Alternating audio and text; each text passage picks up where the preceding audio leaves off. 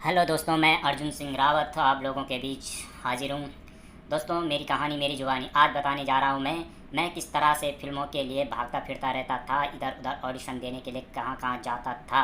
ये चीज़ आज मैं आप लोगों के बीच बताने जा रहा हूँ और साथ ही मैं ये भी बताने जा रहा हूँ कि फ़िल्म बनाने का विचार मेरे मन में कैसे आया। दोस्तों, मैं बचपन में कुछ ना कुछ खाली टाइम पे कुछ ना कुछ सोचता था, तो वही सोच मेरी जो है 1995 से बदल गई और मैंने सोचा कि क्यों ना मैं इस सोच को फ़िल्म के रूप में बदल दूँ। और फिर मैं मन में सोचता था मैं ऐसी फ़िल्म बना रहा हूँ, इस फ़िल्म का नाम ऐसा होगा, इसकी कहानी ऐसी होगी, इसमें ऐसी कैसी कास्टिंग होंगी, ये हीरो होगा, ये विलन होगा, सब उसमें अपने दिमाग से तय कर लेता था कि ऐसे ऐसे बनाऊँगा। दोस्तों, उस वक्त मुझे इतना पढ़ना लिखना नहीं आता था, क्योंकि मैं स्कूल नहीं पढ़ा था, 2 तक पढ़ा था बस। उस वक्त इतना आता नहीं था। दोस्तों, पढ़ने लिखने का मैंने 1998-99 के बीच से ही शुरू किया, जब वो भी फिल्में देख कर लोगों से पूछ कर पढ़ना लिखना यहीं से स्टार्ट किया था मैंने। उसके बाद मैं कहानी वगैरह तो अपने दिमाग में बनाता रहता था, लेकिन कहानियाँ लिखना मैंने स्टार्ट किया था 1999 से शुरू किया था लिखना, कि अब मैं इनको लिखूंगा, दिमाग में कितने तक मैं सोचता हूँ वो सब मैं लिखूंगा। फिर लिखना स्टार्ट कर लिया था मैं। कहीं पर अगर गड़बड़ होती थी मतलब अक्षरों में, तो मैं किसी से पूछ लिया करता था कि ये अक्षर कैसे आएगा। तो इस तरह से दोस्तों मैं फिर सन 2002 में सन 2002 या 1 के बीच में आया था दिल्ली, लाजपत नगर राय में आया था। यहाँ पर साधना चैनल ऑफिस में आया, वहाँ पर एक मैडम बैठी थी और उनसे मैंने कहा कि मैं ये 3 फिल्में मैंने कंप्लीट की हैं, मुझे प्यार हो गया, और एक राजा एक चक्री और जैन और खिलाड़ी, और उनको बताया कि इन फिल्म में ये कलाकार होंगे, ऐसे ऐसी इसकी कहानी होगी। तो मैडम ने कहा कि फ़िलहाल आप जो कहानी आपने लिखी है बनाई है, फ़िलहाल ये रहने दीजिए। अगर आप हमारे नाटक में काम करना चाहते हैं, हमारे छोटे मोटे जो भी फिल्में बनती है अगर उनमें काम करना चाहते हो, तो आप हफ्ते में आ सकते हो। हफ्ते में 2 दिन शूटिंग होती है, खाना पीना रहना सब हमारा होगा। तो मैंने वहाँ पर हाँ कर दी। उसके बाद जब मैं वहाँ से वापस अपने ऋषिकेश जहाँ मैं काम करता था वहाँ चला गया, तो बाद में मैं वहाँ वापस नहीं आया, क्योंकि मैंने सोचा कि दिल्ली जाऊँगा और अब मैं अकेला जाऊँगा, क्योंकि उस वक्त मेरे साथ कोई और लड़का मेरा दोस्त गया था, तो मैं चला गया था। फिर मैं दिल्ली में इस वजह से नहीं आया दोबारा कि अकेला कहाँ जाऊँगा, और इतना मेरे को नॉलेज नहीं है, वहाँ गलियाँ भी बहुत हैं, पता नहीं कहीं रास्ता भूल जाऊँगा तो मुश्किल हो जाएगी। इस वजह से मैं वहाँ नहीं आ पाया। दोस्तों, अपनी ज़िंदगी का पहला मौका मैंने ये दिल्ली में साधना चैनल से गंवाया। अगर आपको ऐसे मौके मिलते हैं तो आप ना गंवाएं दोस्तों, नहीं तो बाद में पछताना पड़ता है। ठीक है दोस्तों, इसके बाद कहानी वगैरह तो मैं लिखता ही था, साथ ही मैं ऑडिशन के लिए भी इधर उधर जाता रहता था। तो जैसे ऑडिशन होता था, कहीं भी पेपर में विज्ञापन आता था, मैं ऑडिशन देने चला जाता था, और ऑडिशन देने के बाद मेरा ऑडिशन पास हो जाता था। और इसके बाद बहुत से लोग कहते थे कि आपको 10,000 5,000 जमा करने होंगे, तो मैं उनसे यही कहता था मैं पैसे देने वाला नहीं, लेने वाला हूँ। क्योंकि उस वक्त मैं पैसे भी नहीं बचाता था, अपने शौक़ पे उड़ा देता था, कुछ ना कुछ शौक़ करना उन पे उड़ा देता था, पैसे मैं कभी बचाता नहीं था।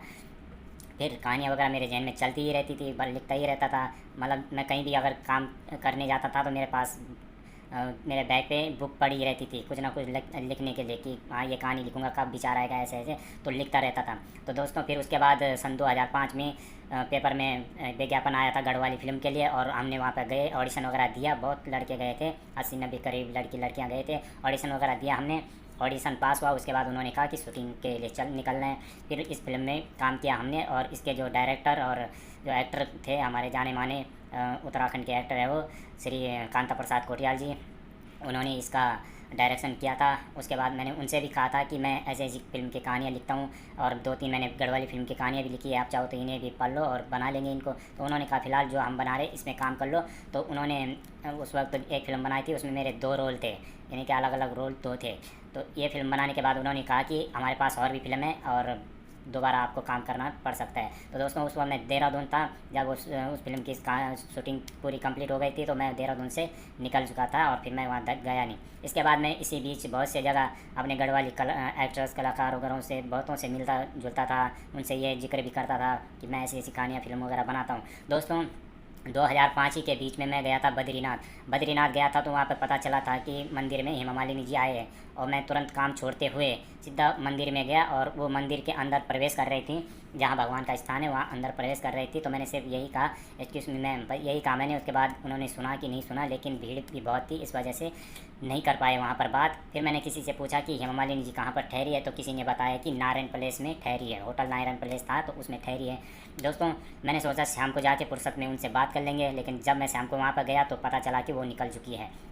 दोस्तों, इसी बीच फिर हमारे यहाँ गांव के पास एक छोटा सा बाज़ार पड़ता है जयप्रयाग, उससे पहले, तो वहाँ पर भी मुझे श्री राजनेता और राज एक्टर जो है राज बब्बर साहब वो भी मिले और उन्होंने खाना वगैरह सब खाया। तो चाय मैंने दी उनको, और चाय देते ही मैंने उनसे मतलब अपने बारे में बताया कि सर मैं इस वक्त राजनीति नाम से कहानी लिख रहा हूँ, मैं गरीब घर से हूँ और ऐसी ऐसी प्रॉब्लम है, और इतने साल से मैं मतलब कहानियाँ वगैरह कर रहा हूँ, फिल्मों में काम करना चाहता हूँ। तो उन्होंने कहा ठीक है, मैं तुम्हारी मदद कर लूँगा। तो उन्होंने अपने सिक्योरिटी जो उनके साथ में थे उनसे कहा कि इनको नंबर दे दो, और मुझे उन लोगों ने नंबर दिए और मैं जल्दबाजी में वो नंबर देख नहीं पाया। दिल्ली के नंबर होते थे 7 नंबर और उन्होंने दिए 6 नंबर। दोस्तों जब मैं वो नंबर लेके अंदर गया तो लड़कों ने पूछा भाई क्या दिया है, तो मैंने कहा यार मैं तो पास हो गया, अब मैं बम्बई जा सकता हूँ, बस मेरा काम हो गया, अब मैं जो फिल्में लिखता हूँ ये कहीं ना कहीं बनेगी। तो उन्होंने नंबर देखा, उसके बाद उन्होंने कहा यार भाई ये क्या, दिल्ली के 7 नंबर होते हैं और ये 6 नंबर है, यानी कि तुम 1 नंबर से फेल हो गया। दोस्तों जल्दबाजी में हम कई बार कुछ देखते नहीं हैं और ये गलतियाँ कर बैठते हैं। तो दोस्तों ऐसी गलतियाँ आप ना करें जल्दबाजी में, नहीं तो बाद में पछताना पड़ता है। ठीक है दोस्तों, फिर भी मैं कहानियाँ वगैरह तो लिखता ही था कि कभी ना कभी तो मेरा सपना साकार होगा, कहीं ना कहीं तो मुझे मौका मिलेगा। और मेरा मेन मकसद था कि मैं बम्बई बॉलीवुड में घुसूँ और अच्छी अच्छी फिल्मों की कहानियाँ लिखूँ, उन्हें बनाऊँ और साथ ही एक्टिंग भी करूँ। ये मेरे मन में चलता रहता था। फिर इसके बाद दोस्तों वैसे मैं बचपन में सोचता रहता था कुछ ना कुछ, तो मैंने वो सोच 1995 से बदल दी कि क्यों ना मैं इनको कहानियाँ में बदल दूँ।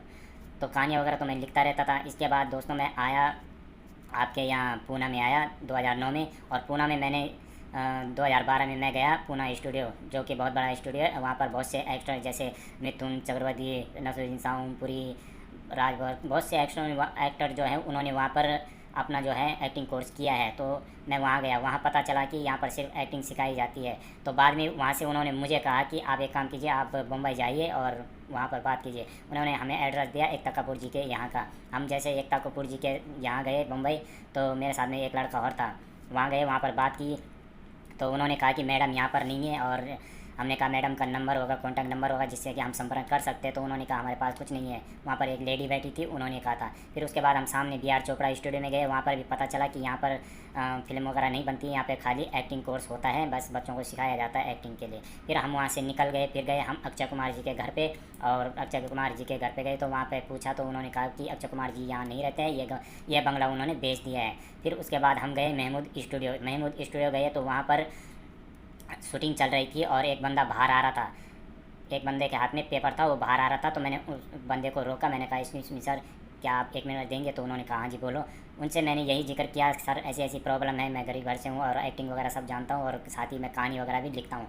तो उन्होंने कहा देखो भाई मैं आपकी कोई हेल्प नहीं कर सकता हूँ, मेरे पास ये पेपर है, मैं इसका दुकान में जाके जेरॉक्स कॉपी कराऊंगा, उसके बाद मैं ये अंदर दे दूँगा, उसके बाद मैं जानता ही नहीं अंदर क्या हो रहा है क्या नहीं हो रहा। तो दोस्तों ये होता है कि लोग भले सब कुछ जानते होंगे लेकिन वो अनजान बन जाते कि कौन पड़ेगा किसी ये झमेले में, क्योंकि बहुत से लोग ये समझते हैं यार कि ये चलते फिरते लोग ऐसे आते हैं पूछते हैं ये है वो है और दिमाग का दही बना देते हैं। इस वजह से दोस्तों कोई भी किसी की हेल्प इतनी जल्दी नहीं करता है। जब आप किसी के पैर पड़ो बहुत कुछ करो तब जाके मतलब कहीं ना कहीं बात छेड़ते हैं। तो वो बंदा भले सब कुछ जानता था लेकिन उसने मना कर दिया कि मैं कुछ नहीं जानता हूँ। इसके बाद गए हम शाहरुख खान जी के बंगले पे गए। वहाँ पर आप देख रहे होंगे बंगला, बगल में एक छोटा सा खिड़की दिख रहा है। वो खिड़की से हमने वहाँ पर जो सिक्योरिटी बैठा था उनसे बात की कि ऐसी ऐसी प्रॉब्लम है, ऐसी ऐसी मैं कहानियाँ लिखता हूँ, मुझे शाहरुख खान जी से मिलना है। तो उन्होंने कहा भाई हम उनके बारे में नहीं जानते, वो यहाँ नहीं रहते, वो आउट कंट्री रहते हैं। तो इसके बाद फिर मैंने उनसे कहा कि उनका कॉन्टैक्ट नंबर होगा, तो कह रहे नहीं भाई हम कॉन्टैक्ट नंबर नहीं रखते हैं उनका।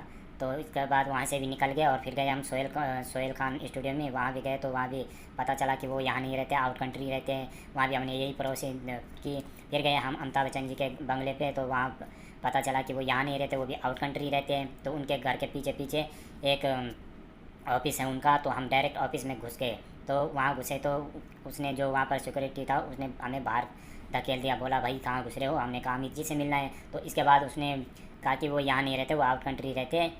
तो मैंने उनसे रिक्वेस्ट की, मैंने कहा सर आपने भी तो यहाँ पे जो सिक्योरिटी की नौकरी पाने के लिए किसी ना किसी का सहारा लिया होगा, कैसे करके आप यहाँ पे पहुँचे होंगे? तो उन्होंने कहा भाई कुछ नहीं है, बस निकल लो। बस उसके बाद हम वहाँ से भी निकल गए और उसके बाद हम गए वहाँ पर भोजपुरी फिल्म के ऑफिस में। और वहाँ पर गए तो वहाँ पर मैंने जो बैठे थे उनसे कहा कि मैं ऐसी ऐसी फिल्मों की कहानियाँ लिखता हूँ, बनाता हूँ और उनका खुद मतलब डायरेक्शन वगैरह सब मैं करना चाहूँगा। तो उन्होंने कहा आप फिलहाल कहानी वगैरह रहने दीजिए, अभी अगर आपका हमारे फिल्म में काम करना चाहते हो तो ऑडिशन दे दो। तो मैंने उसके बाद ऑडिशन दिया और ऑडिशन देते ही उन्होंने कहा ठीक है आपका ऑडिशन अच्छा है, अच्छा काम कर सकते हैं आप एक कॉमेडी रोल में बहुत जमेंगे। तो वहाँ से निकल गए थे हम। उसके बाद गए हम चैम्बूर में आर के स्टूडियो में गए, तो वहाँ पे पता चला कि ये स्टूडियो बंद हो चुका है, अब यहाँ फ़िल्म की शूटिंग नहीं होती है। तो वहाँ से हम निकल गए। एक हफ्ते बाद दोस्तों मुझे कॉल आया भोजपुरी फ़िल्म के लिए कि मुझे कहा अर्जुन सिंह जी आप आ जाइए, हमें आपका एक बार फिर ऑडिशन लेना, उसके बाद आपको सेलेक्ट किया जाएगा, फिर फ़िल्म की शूटिंग करेंगे। तो मैंने बहाना बना दिया कि सर मुझे घर जाना पड़ेगा और टाइम भी लग सकता है, तो मैं नहीं आ सकता हूँ। दोस्तों इस वजह से मैंने भोजपुरी फ़िल्म से भी अपना ये मौका गंवा दिया। अगर आपको ऐसे मौके मिलते तो आप ना गंवाए, क्योंकि बाद में पछताना पड़ता है भाई, ठीक है। तो इसके बाद कहानियाँ वगैरह तो मैं फिर इसके बाद मैंने कई बार मैं मतलब कहानियाँ लिखने के लिए हिम्मत जुटाता था, कई बार हिम्मत हारता था, कई बार मैं सोचता था यार मैं फालतू में इसमें अपना दिमाग ख़राब कर रहा हूँ, फालतू में इसमें मतलब टाइम भी अपना ऐसे कर रहा हूँ। उस वक्त मोबाइल वगैरह इतना चलता भी नहीं था, तो लिखता ही था। तो मैं कहीं पर बैठ के कहानियाँ वगैरह लिखता था, तो बहुत से लोग पूछते थे भाई क्या लिखते हो, मैं यही बोलता था बस खाली बैठे बैठे फ़िल्म की कहानियाँ वगैरह बनाता हूँ, यानी कि फ़िल्म की क्या मतलब कुछ भी कर लेते।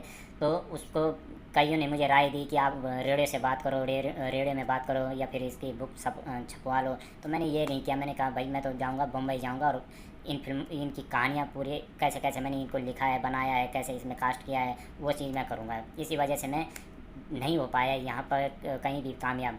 दूसरी बात, जब मैंने वो भोजपुरी फ़िल्म में बना किया तो उन्होंने मुझसे कहा भाई जिस तरह से तुम दूसरों का टाइम बर्बाद करते हो, अपना टाइम और दूसरों का टाइम बर्बाद करते हो, इस तरह से अगर दूसरों का टाइम भी और अपना टाइम बर्बाद करोगे तो कभी तुम्हें कामयाबी नहीं मिलेगी। क्योंकि सबसे पहले अपने और दूसरों के टाइम की वैल्यू रखना सीखो, तभी कामयाबी मिलती है। दोस्तों बंदे ने बात सही की थी, बस बाद में पछताना ही पड़ता है इंसान को कहीं ना कहीं। तो इसके बाद दोस्तों कई बार ये होता है कि हम कहीं ना कहीं अपनी पैर पे खुद कुल्हाड़ी मार, तो वो बंदे ने बात तो सही की थी। इसके बाद दोस्तों मैं इससे पहले भी मैं मतलब ये जब गुलशन कुमार जी का देहांत हुआ था तो उनके भाई हरिद्वार आए थे किशन कुमार जी, उनसे भी मैंने थोड़ी सी हेलो सर कर ली थी, लेकिन आगे बात नहीं की क्योंकि वो थोड़ा दुखी और इमोशनल मूड में लग रहे थे, इस वजह से नहीं कर पाया उनसे बात। फिर इसके बाद हमारे यहाँ के कई कलाकार हैं जिनसे मैंने मतलब बातें कर रखी है, जैसे हमारे यहाँ के सुपर स्टार हो गए, बलदेव राणा जी हो गए, इनसे तो मैं मतलब अक्सर बात करता ही रहता था।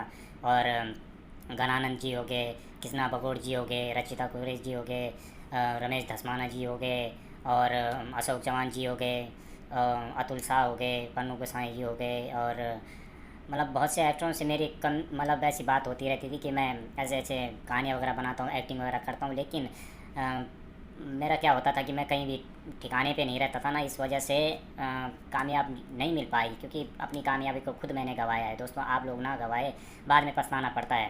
तो इस बीच जब अर्जुन पंडित की शूटिंग हो रही थी तो उस वक्त भी मैं इतना मतलब जानता नहीं था कि कैसे बात करूँ, क्या बात करूँ। तो दोस्तों काफ़ी कई बार लोग जो हैं कि जल्दबाजी में कुछ ना कुछ गलती कर देते हैं, तो हमने जो गलती की वो आप या आपके बच्चे ना करें, क्योंकि आप जो मन में सोचते हैं उसे ज़रूर पूरा करिएगा, नहीं तो बाद में एक मजाक जैसा बन जाता है इंसान का। इसलिए इस चीज़ का ध्यान रखिएगा। आप अगर कुछ बनना चाहते हैं, कुछ करना चाहते हैं, तो अपने ही दिल में दबा के रखिएगा बात को, क्योंकि लोग अक्सर बातों का मजाक बना लेते हैं दोस्तों। चलिए खैर, ये तो रही मेरी बात। और लास्ट में मैं ये कहना चाहूँगा दोस्तों कि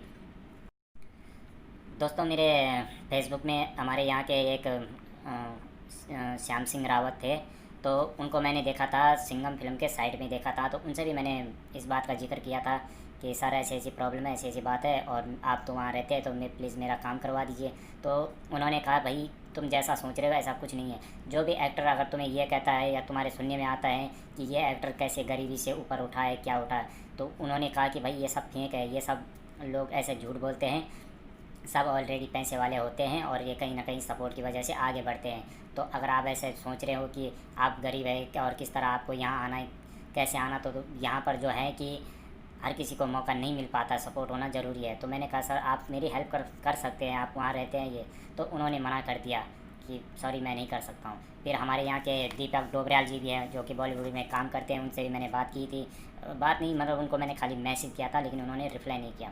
दोस्तों होता क्या है कि बहुत से लोग सोचते हैं यार ये ऐसा आदमी है, चाहे कोई भी हो, बहुत से लोग सोचते हैं यार ये ऐसा आदमी है, ये क्या करेगा कैसे। दोस्तों टैलेंट हर इंसान के अंदर होता है, कलाकार हर इंसान के अंदर छुपा होता है, बस उसे दिखाने की देर होती है। और तो वो दिखाना कब पड़ता है, जब हमें कहीं मौका मिलता तब दिखाना पड़ता है टैलेंट।